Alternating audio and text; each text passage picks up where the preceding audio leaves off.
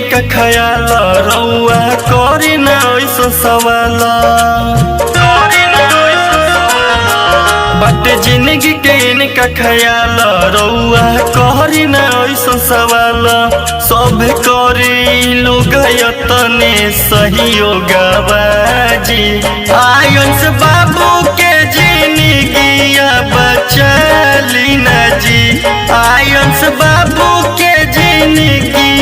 बचली न जी।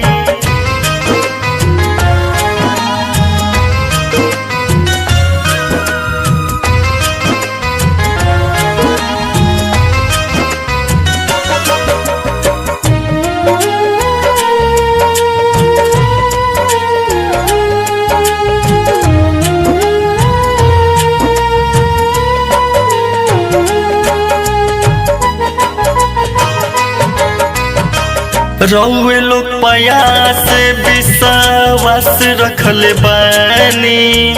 अपने ही घर के लइके जैसे मानी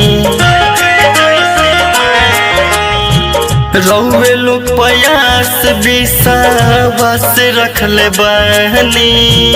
अपने ही घर के लइकन जैसे मानी बट जिंदगी के इनका ख्याल रउआ करी ना ऐसा सवाल सब करी लोग तने सहयोग बाजी आयुष बाबू के जिंदगी बचली न जी आयुष बाबू के जिंदगी बचली न जी।